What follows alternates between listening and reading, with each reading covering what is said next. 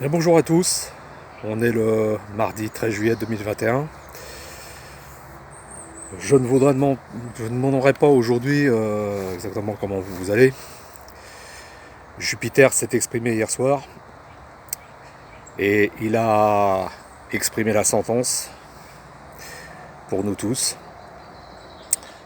Je ne sais pas si vous avez vu le contenu intégral de son intervention. Moi, pour ma part, je l'ai suivi en différé ici même pour voir ce qu'il en était. Donc la vidéo que j'avais fait hier, en prévoyant tout ce qui allait se passer, ça se confirme. Tout était prévu. Je me demande même si son intervention même n'a pas été enregistrée déjà plusieurs jours à l'avance, hein, ce qui pourrait bien que ça soit pas du tout du direct, mais que tout ça est préparé depuis bien longtemps à l'avance. Ça, c'est fort à parier, quoi. On peut être à peu près sûr. Bon, alors, j'avais appelé hier, en fait, à nous unir au calme, euh, en face de ce qui arrive. On a, on a été pas mal à regarder le contenu, les gens sont absolument outrés, indignés et scandalisés, et vraiment, et à raison, je pense qu'on l'est un petit peu tous. Euh, nous atteignons un point précis, nous atteignons le Rubicon. Il est assez aisé de mettre cette fois-ci un qualificatif bien précis sur la société dans laquelle nous entrons. Je fais très attention à ce que je dis ici parce que l'algorithme de la YT écoute tout et sanctionne tout. Et à partir d'hier, bien plus que jamais encore, c'est dire.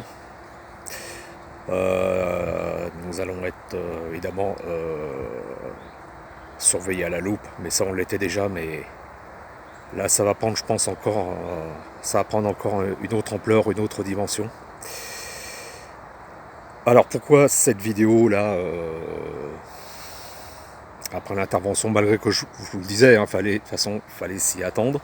Les interventions de certains chroniqueurs que vous avez peut-être pu voir ou entendu parler, comme Emmanuel Le Chypre ou d'autres sur les grands médias, en faisant des déclarations fracassantes et extrêmes, en fait, ce n'était que la voix de son maître, hein, la parole du pouvoir. C'était pour préparer l'opinion et préparer les esprits à ce qui est maintenant, on peut dire, quasiment en place. Parce que ces mesures-là, je crois, si j'ai bien compris, d'après ce que j'ai compris, ça devrait être mis en place, on est le 13, dès le 21 juillet.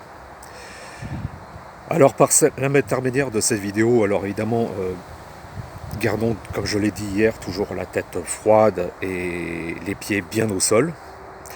Gardons bien les pieds sur terre parce que nous en aurons tous besoin dans l'époque que nous allons traverser.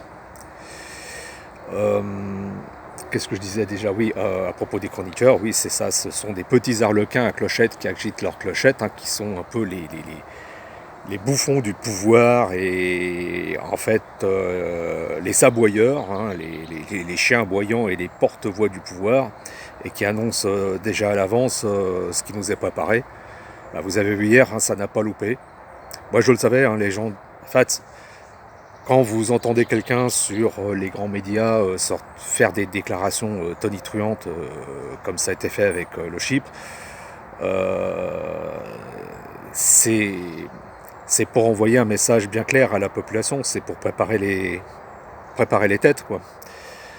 Hein, et eux sont payés assez cher pour ça. Déjà quand on voit déjà un gars qui est chroniqueur économique et puis qui s'exprime sur la santé, vous comprenez bien que ces gens-là, on ne peut absolument pas du tout les prendre au sérieux, mais ils font le job, hein. Ils font le boulot pour le maître, pour les maîtres, pour l'oligarchie internationale, pour la finance et tout le tout team. Donc, Voilà, donc tout le monde va être concerné, et maintenant, même si, évidemment, j'en appelle à pas rentrer dans la division. Enfin, moi, je suis pas grand-chose pour dire ça, mais c'est mon point de vue, il y en a beaucoup qui vont le diront. Il y en a qui feront des choix, il y en a qui en feront d'autres, en leur âme et conscience. Et bah, il y en a, malgré eux, bah, vu ce qui... Et d'ailleurs, c'est fait pour ça, hein, vu ce qui se met en place, vont collaborer. Ou bon gré mal gré, ou joyeusement, ou de force. Le chantage, c'est fait pour ça. Déjà, j'ai déjà parlé avec quelques personnes qui me disent bah, qu'est-ce que tu veux qu'on y fasse? Qu'est-ce que tu veux qu'on y fasse? Voilà. Puis il y en a qui disent bah, moi j'aime pas ça, mais bon, on n'aura pas le choix, etc. etc. Ça, des discours comme ça, vous en aurez pas mal, quoi. Bon, bah comme c'est comme ça, bon, bah, c'est quelque part laisser dire, de toute façon, n'importe comment, hein, c'est chacun qui voit, quoi. Donc, bah, et puis,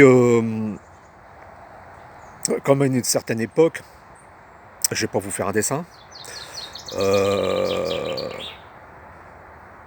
bah, on va tomber dans une espèce de guerre des nerfs 3.0, quoi, quelque part, hein, parce que c'est ce qu'a sorti notre monarque là hier, c'est une provocation. C'est une véritable déclaration de guerre. Mais je ne sais pas si vous avez vu un petit peu son visage. Le gars était terrifiant. Il avait un visage creusé, dur, haineux. Vous avez vu ses yeux. Le gars, il est complètement hors de contrôle. Il est hors de lui. Il était quasiment en transe. Il était dans un état second. Regardez à nouveau la vidéo, vous allez voir que il n'était pas dans... Enfin, lui, il n'a jamais été dans son état normal, vous allez me dire. Mais bon, là, c'est...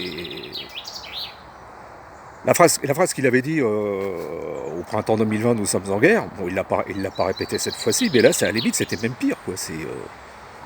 C'est-à-dire, on va tous vous passer au rouleau compresseur. Du plus petit au plus grand, du moins riche au plus riche, quoi. Enfin, au plus riche, je veux dire, entendons-nous bien, hein, à celui qui arrive à tirer les marrons du feu, c'est tout. Mais voilà, donc, bah, par cette vidéo, en fait, face à ce qui s'en vient dans les 8 jours à venir, j'en appelle à tous ou le plus possible, quelle que soit votre situation sociale, quelle que soit votre position, enfin, si vous avez compris cette mascarade et le plan qu'ils veulent mettre en place, j'en appelle à une résistance massive, du plus grand monde possible, hein, c'est-à-dire quels que soient les métiers, les professions, même les opinions politiques, la foi et tout ça, hein, ou les opinions religieuses. J'en appelle vraiment... alors pas un soulèvement dans la rue, hein, ils n'attendent que ça justement, d'ailleurs c'est fait pour ça, ne descendez pas, je l'avais déjà dit dans plusieurs vidéos, ne descendez pas dans la rue, ça va être un bain de sang. Ne faites surtout pas ça. Hein, alors, c'est justement le piège qu'ils nous tendent. Souvenez-vous des gilets jaunes. Ça a été assez parlant. Là, je peux vous dire que ça sera bien pire. Je pense qu'ils n'hésiteront pas à aller bien plus loin dans la violence de la répression et du matage de la population. Ça, c'est une certitude. Ils ont des armes toujours plus élaborées, avec nos impôts, bien entendu. Pendant que nous payons des impôts, de la TVA même sur nos produits alimentaires, ben, bah, eux le mettent dans des moyens ultra élaborés, hein, pour nous mettre au pas, quoi. D'ailleurs, on va dire la sentence qui a été prononcée hier, c'est une mise au pas du peuple français. C'est la dislocation de la France telle que nous l'avons toujours connue. Je pense que la France, en fait, est un point névralgique du monde, là où il y avait le plus de droits et de liberté, et c'était pris en exemple dans le monde entier. Je pense que pour parler spirituellement, je pense que c'est un centre énergétique au départ, même de bienfaits, même s'il y a eu des tensions, des chaos, des guerres et tout ça, mais la France est un épicentre dans ce qui se passe dans la mise en place de certaines choses. Et l'oligarchie internationale, c'est, on va dire, le triangle mondial, je vais l'appeler comme ça, ou le spectre, ou le pouvoir secret et occulte, le sait très bien ça. Et alors je ne fais pas du nationalisme bien entendu, mais je serais allemand ou anglais ou italien ou sud-africain, je dirais la même chose. Vous voyez ce qui s'est passé par exemple après la libération, tout ça, la grande libération des conquêtes sociales et tout ça. Je ne dis pas des acquis sociaux, parce que les acquis, voilà, c'est acquis définitivement, ce sont juste des conquêtes. Et les conquêtes, ça peut se détruire à un moment donné, à n'importe quel moment. D'ailleurs, la preuve, c'est maintenant, parce que il prépare une réforme offensive contre les retraites et les régimes de chômage sans précédent, comme vous avez pu l'entendre. Là, pareil, c'est une déclaration de guerre contre les retraités ou les futurs retraités et les chômeurs. Donc, rien que pour tout ça, dans l'ensemble, moi personnellement, un autre horizon, j'en appelle à la résistance du plus grand nombre. Il y en a qui collaboreront. C'est certain, l'histoire repasse toujours les plats, et toujours à peu près les mêmes plats quand nous nous débarrassons pas de nos maîtres. Ils reviennent toujours à la charge, même si c'est 60, 80, 100 ans après. Il nous faudra nous débarrasser de nos maîtres une bonne fois pour toutes, je parle en tant que civilisation. Sinon, si nous ne débarrassons pas de nos chaînes et de nos maîtres, c'est eux qui se débarrasseront de nous, et c'est dans leur plan, et c'est ce qu'ils sont en train de faire avec ceux que vous savez, ceux qui veulent nous inoculer. C'est un programme, ce n'est rien d'autre que ça. Donc voilà, donc j'en appelle les restaurateurs, les cafetiers, tous ceux qui ont des commerces, à désobéir en masse à cette infamie, à cette horreur. Vous vous rendez compte que même ça va même être une condition d'entrée pour les hôpitaux, c'est-à-dire que vous n'avez pas ce qu'ils vous le demandent, vous crevez à la porte de l'hôpital, vous pouvez vous vider votre sang, pareil. C'est certainement ce qu'ils veulent si vous n'avez pas le chose. C'est d'une barbarie sans nom. Je fais gaffe aux mots que je prononce ici. Mais vous imaginez l'horreur qui est en train de se mettre en place, je dis bien l'horreur. Je crois que même dans mes pires cauchemars, je n'ai jamais rêvé de ça. Et pourtant j'en ai fait des cauchemars. Tout le monde en a fait des cauchemars, mais jamais j'ai rêvé de ça. Quelque part, quand j'avais 14 ans, j'ai fait un exposé sur l'occupation et la Seconde Guerre mondiale avec ma prof d'histoire. Et pour ma part, avec cet exposé et l'aide de ma prof d'histoire, j'ai eu le premier prix du département de l'Essonne, du 91, à la région parisienne. Et je me disais déjà à l'époque, dans ma petite tête de gamin de 14 ans, quand les autres disaient plus jamais ça, je me disais non. Je me disais en moi-même, j'avais un pressentiment, j'avais une intuition, je le connaîtrai un jour. Aujourd'hui, j'ai pratiquement 56 ans, et je le sentais. Je le sentais quelque part au fond de moi, dans mon fond intérieur d'un gamin de 14 ans qui faisait un exposé sur ce qui s'est passé entre 39 et 45.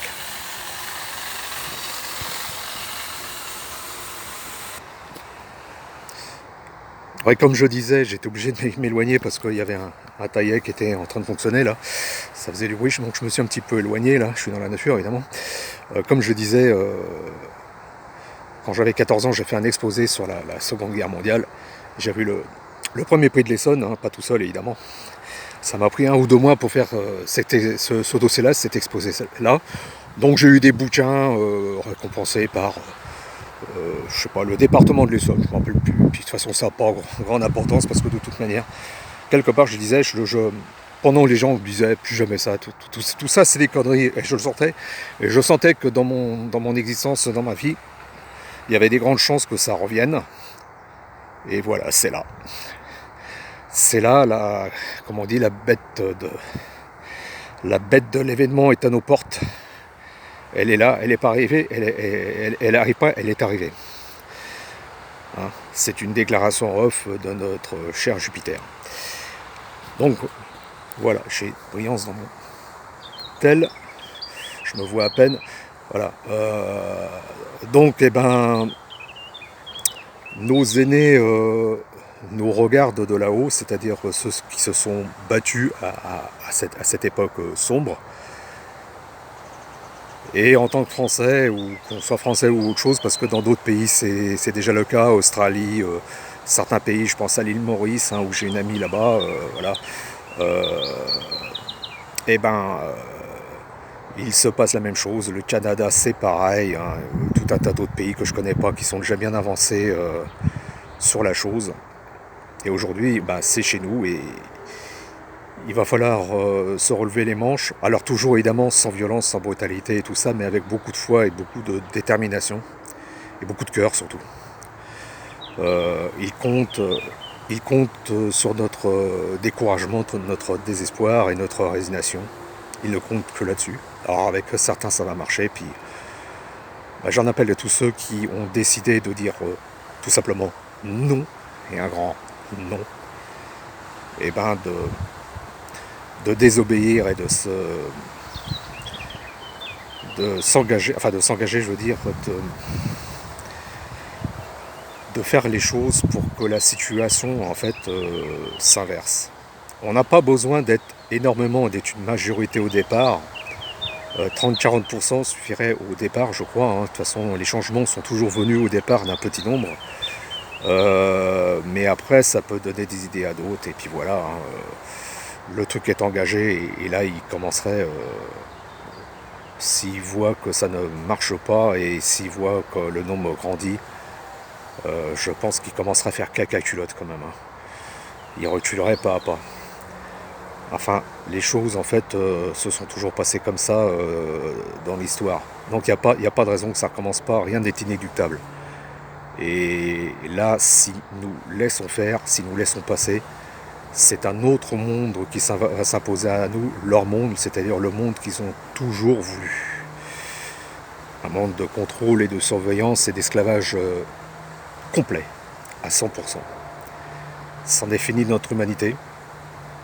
Et d'abord, je pense qu'il faut le faire pour les enfants, pour nos enfants. Moi, j'ai pas d'enfants personnellement, mais en fait, les enfants de la Terre, les petits-enfants, les grands-parents doivent aussi se battre pour leurs petits-enfants. Hein. Il y en a comme disent, oh, bah, de toute façon, moi, je serai mort bientôt, que j'en ai à foutre. Mais oui, mais pensez à vos enfants et à vos petits-enfants et à leurs enfants après, pensez aux générations futures.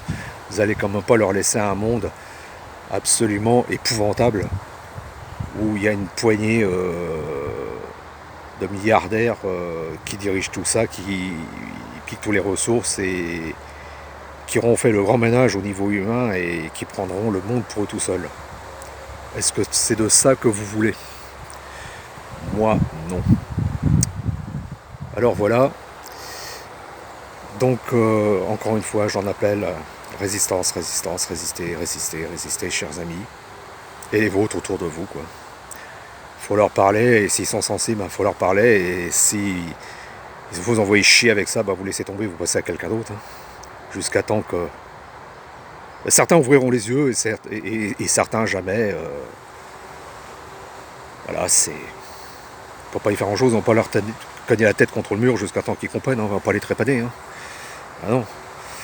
Donc on va les laisser plutôt, je pense, faire leur expérience eux-mêmes, qui sera certainement très douloureuse, mais bon. S'il faut passer par là, hein, faut passer par là. Hein. Voilà. En attendant, nous, on n'est pas venu ici sur Terre pour rien, pour regarder l'air pousser. On a une mission. On a une mission de faire le bien pour la Terre et pour nos semblables. Une mission humaine. C'est pour ça que nous sommes incarnés et présents ici-bas. C'est-à-dire bah, au moins de faire ce que l'on peut, notre possible, le mieux possible.